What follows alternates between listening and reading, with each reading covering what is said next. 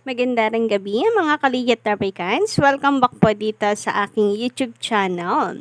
Nandito na naman nga po ako si Gandara, ang Kaliyat Trafikants po ninyo na maghahatid ng mga latest update and fresh happenings hinggil po sa TVJ and Digit Trafikants. And for today's video, naku marami-rami po tayong pag-uusapan. Nariyan po ang tungkol sa Itbulaga Tape, nariyan po ang tungkol sa TVJ, at sa katanungan po ng mga legit Taricans po natin. Ka-legit Taricans po natin. But before that, nais ko po muna pasalamatan ang mga nakikinig ngayon dito sa ating YouTube channel at batiin magandarang gabi sa inyong lahat mga Dabricans. Magandarang gabi and welcome to my YouTube channel, lalo na sa mga bago lang po dito na nakikinig sa atin. At para naman sa atin pong mga solid commenter, so naritong ilan sa napili po nating i-shoutout tonight. Shoutout po kay Sir Loreto Castro, magandarang gabi. Shoutout Sir Ronnie Tabada. Shoutout Miss Elizabeth Tenorio. Shoutout Miss Annie and Tida Mateo, magandarang gabi po sa inyong lahat. And para naman sa mga hindi pa nakaka-subscribe sa ating YouTube channel, don't forget to click the subscribe button. Nandiyan lang po yan sa baba. And notification bell para maging updated kayo sa mga susunod po nating mga videos.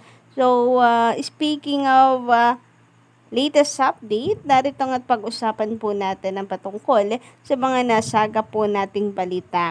Unahin po natin pag-usapan ang tungkol dito sa Tape Bulaga na kung saan ultimo mga kapuso nagre-reklamo na sa ginagawa ng tape sa kanilang segment or sa kanilang mga host. Parang mga uhaw na uhaw, mag-trending di umano ang mga ito dahil sa wala nang atang alam na gawin para palakasin ang kanilang show, kundi ang magpakilig dahil parang nung nakaraan nag-trending, 'di ba? Itong si Paulo and si Ara. Dahil po doon, parang gustong-gusto po nilang ituloy yung mga ganitong pakilig baka sakali na mag-trending sila araw-araw. Kasi kung matatandaan po ninyo, yung update po natin patungkol dito kay Mavi at kay Dasuri Choi, grabe nga yun. Biruin po ninyo, parang puro pagpapakilig ang inaatupag ng Tape Inc. Kasi, napapansin po, ultimo ng mga kapuso, actually, dahil nga po sa kanila, kaya natin nalaman ng balitang ito, na nagpapakilig daw, or, anong tamang term doon? Nagpapakyut? Or bumabanat, humihirit itong si Mavi kay Dasuri.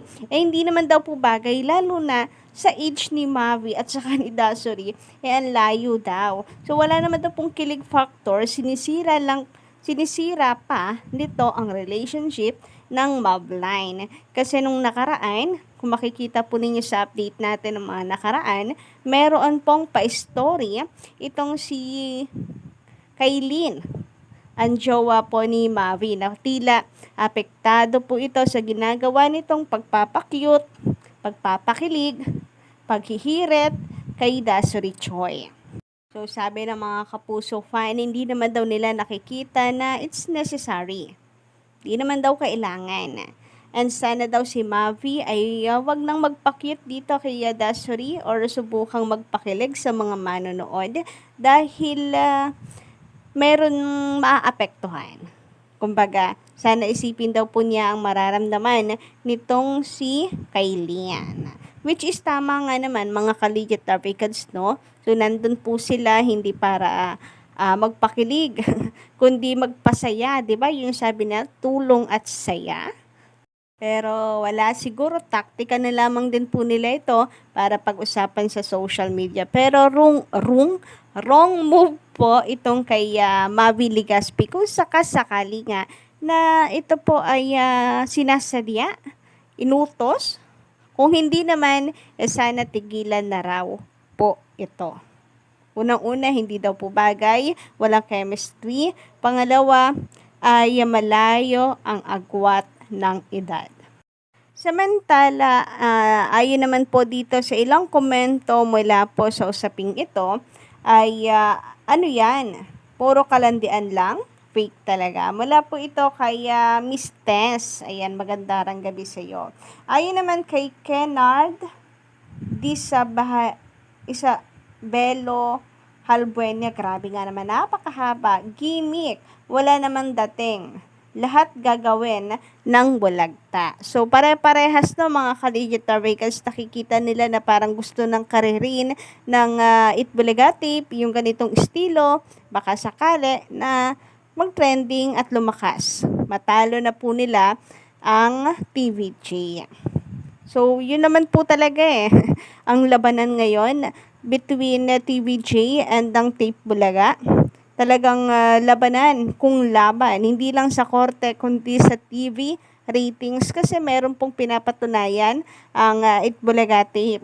Pero ang TVJ, naku, wala pong pinapatunayan yan. Ginagawa lamang po nila ang kung ano makakapagpasaya sa mga tao. Nung wala nga po sila, inip na inip ang mga tao, di ba? Na sila po ay makabalik na. Samantala, tungkol naman sa katanungan niyo, Miss Ani Chichoy ko.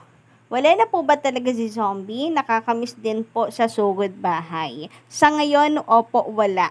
Mukhang medyo abutin pa ng 1 linggo, 3 linggo, baka 1 month, 2 months pong mawala si Zombie. Hindi natin alam hanggang kailan ka-Ochi. Pero ang sabi nga po sa atin pong nabalitaan, kinakailangan ni Zombie umuwi at mag-apply naman for work visa. Dahil ang kanya pong visa dito ay for student lang po ata.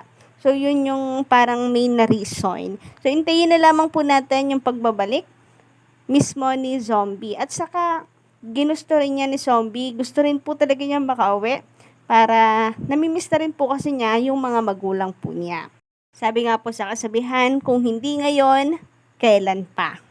Samantala, pag-usapan naman po natin ngayon, Kaligya Tabaykads, ang update po dito kay Ellen and kay Brad na nasa Pilipinas na nga raw po sila. So, ready na, no? Si Ellen at saka si Brad para pumunta po sa studio.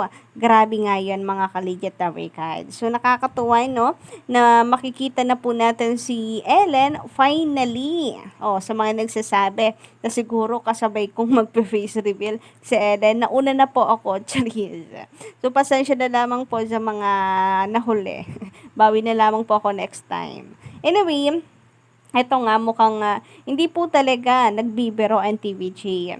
Talagang totoo na darating si Ellen at magpapakita po sa studio. Kasi 'di ba mga Kaligya Tabaykads ay nabulaga ang mga tao at hindi po makapaniwala na si Ellen ay darating sa studio kasi naasahan nila na meron pa pong ilang mga pasabog bago mag-face reveal itong si Ellen, mga Kaligya Tabaykads. Kasi siya yung main character dito. Siya yung kauna-unahan na ipinakilala po ng TVJ sa Gimme 5. Kaya kapag nag-reveal na po yan, ay talagang pasabog mga Kaligya Tabaykads at talagang espesyal yung araw. Kaya bukas mga Kaligya Tabaykads, abangan po natin ang E80 at tumutok na po tayo agad-agad 11 pa lamang. Kasi 11:30 po nagsisimula every Saturday ang E80 ng TVJ sa TV5. Samantala, sabi po dito ni Sir Roy Michano Mogol, maganda rin gabi, GMA 30 million plus ang subscriber. 900 plus lang ang nanonood. Ano yan? Mataas pa yung views ng nagla-live selling dito sa amin. Kaya nga po totoo po yan. Matataas pa po ang live viewers ng mga live sellers. So, tamang-tama lang ka-OG no, na for merchandise po sila. Charis! Baka may mapikon. But anyway, ayun nga, napakalayo nga po kasi 5 million followers, then 13 million followers plus. Pero daig po ng 500,000 subscribers lang ang views po nila. Samantala, ayon naman po dito sa komento ni Sir Angelo Acosta, magandang gabi din sa iyo, Paulo. Baka kay Zombie lang wala ka. Mag-away kay Alden Richards pa kaya. Paulo Contis, hoy gising. So marami pong legit traffic kadyang hindi matanggap na merong papalit po dito kay Alden Richards ay sa dinami-raming artista ay si Paulo Contis. Grabe nga naman yan mga ka-OG. Baka nga daw po kay Zombie, taob pa itong si Paulo. Ayon naman sa komento po ni Sir Roy Michano Mogol, hehe, tahanang pinakamasaya daw. Baka tahanang puno ng kabastusan at a new generation na pa daw. Kaya pala pati yung mga bashers at vloggers nila, puro bastos at balasubas. Yon ang natututunan sa kanila. So, dun po ako sa sinabi nyo na new generation. Yung mga bagong host or new EB, di ba pinagmamalaki po nila na may taste daw ng bagong henerasyon, ang kanilang hosting ngayon, ang kanilang ginagawa, pati po yung kanilang kanta. So, ang sakit lang pakinggan sa tenga ka-OG na parang, ang sabi nila, mas pinaganda at mas pasok sa panlasa ng mga bagong henerasyon.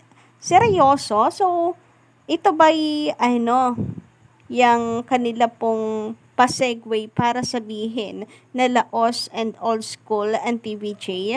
Well, pues, ang sinasabihan yung old school at saka Laos ay ang mga taong nagpapataob sa noontime show nyo. Yun lang, period. So, yun lang po mga ka-legit Americans ang ating update ngayong gabi. Don't forget to click the subscribe button and notification bell for more updates.